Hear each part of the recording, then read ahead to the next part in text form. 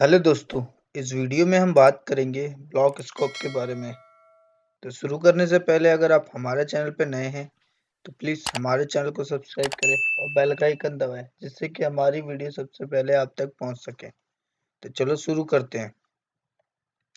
Block scope ES2015 इक्मा script 2015 में ये introduce हुआ ब्लॉक स्कोप। इससे पहले ब्लॉक स्कोप नहीं यूज होता था, इंट्रोड्यूस ही नहीं हुआ था, ना हम इसको यूज करते थे।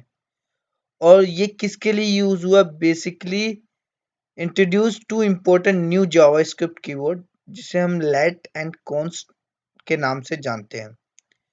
These two keywords provide block scope variable in JavaScript. ये वो दो कीवर्ड है जिनकी मदद से हम ब्लॉक स्कोप वेरिएबल क्रिएट कर सकते हैं in JavaScript.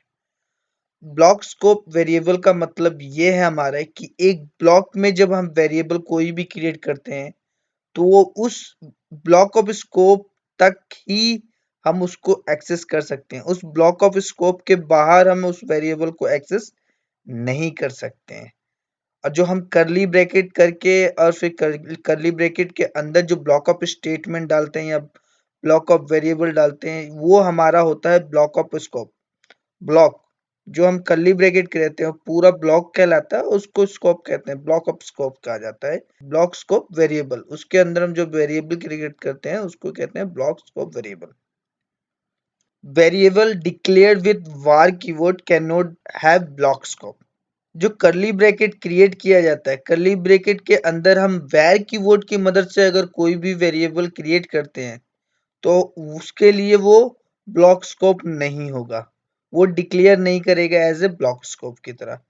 Variable declare with the let and const keyword can have a block scope. जो लेट एंड कॉन्स्ट कीवर्ड की मदद से हम जो वेरिएबल क्रिएट करेंगे उसको कहेंगे block scope variable. Variable declared inside a block curly bracket cannot be accessed from outside the block. वह वेरिएबल जो डिक्लेयर किए जाते हैं इनसाइड द ब्लॉक, जो कर्ली ब्रैकेट के अंदर डिक्लेयर किए जाते हैं इनसाइड द ब्लॉक, वो बाहर एक्सेस नहीं हो सकते हैं। मतलब outside the block can not be access that variable.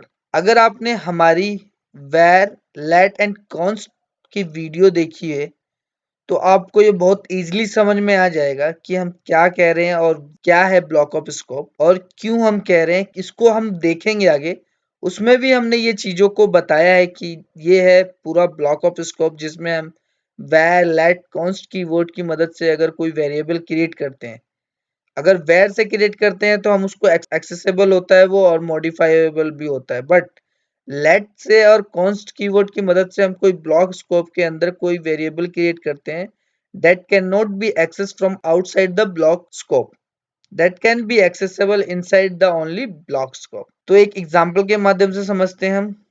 हम पहले where का समझते हैं। where के अगर हम ये हमारा कर्ली ब्रैकेट के अंदर हमने where कीवर्ड की मदद से एक वेरिएबल क्रिएट किया जिसकी x की वैल्यू 10 दिया और कर्ली ब्रैकेट के बाहर हम उसको प्रिंट करते हैं, तो आप देखेंगे कि where कीवर्ड की मदद से जो भी वेरिएबल क्रिएट किया गया होगा ब्लॉक ऑफ स्कोप के अंदर that can be accessed from outside the block of scope, मतलब हम इसको एक्सेस कर पाएंगे।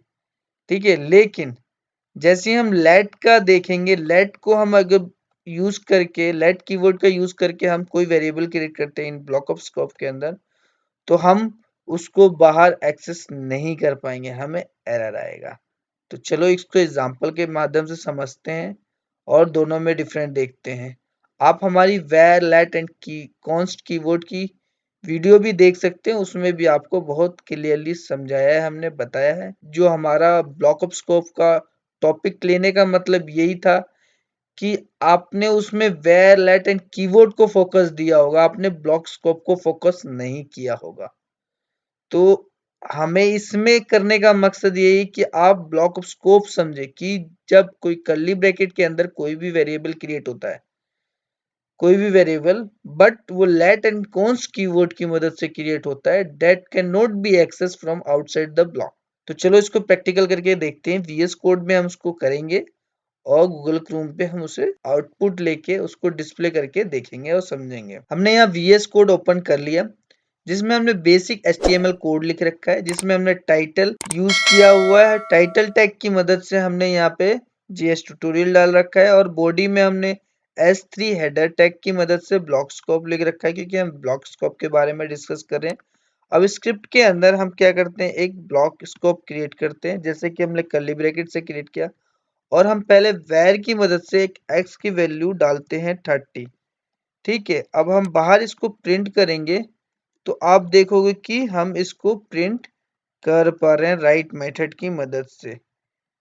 देखेंगे, सेव करेंगे आप रिफ्रेश करोगे तो यहाँ आपको आउटपुट 30 आ जाएगा। बट सेम यही चीज जब हम लेट कीवर्ड की मदद से कोई वेरिएबल क्रिएट करते हैं, 40 सेम नेम नहीं डालते हैं, नहीं तो वो ए करते हैं हम इसको, और इसको डॉक्यूमेंट डॉट राइट मेथड की मदद से प्रिंट करते हैं हम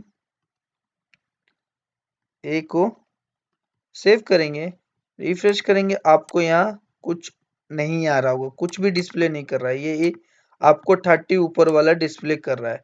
बट हम जैसे ही राइट क्लिक करके इंस्पेक्ट में जाएंगे, कंसोल में जाएंगे, तो हमें यहाँ पे एक एरर शो करेगा जो हमें बताता है कि ए आपने डिफाइन नहीं किया है, जिसकी वजह से आपको एरर आ रहा है।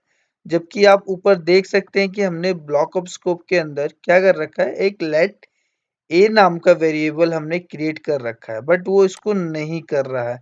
लेकिन जैसे ही हम इसके अंदर अगर डॉक्यूमेंट डॉट राइट मेथड की मदद से यूज करेंगे, प्रिंट करने की कोशिश, सेव करेंगे, तो आपको आउटपुट आ जाएगा 40, और ए इसलिए आ रहा है क्योंकि ये बाहर वाला ए है, इसलिए आपको आउटपुट आ रहा है कि हाँ ये डिक्लेयर नहीं हो सकता। सेव करेंगे तो आपको यहाँ एरर आना बंद कर देगा। ठीक है, तो ये बेसिक तरीका है, आप इस पे ब्लॉक ऑफ स्कोप को फोकस करें, समझे इसको, और इसको अपने कोड में यूज करें, आपको ऐसे समझ में आएगा।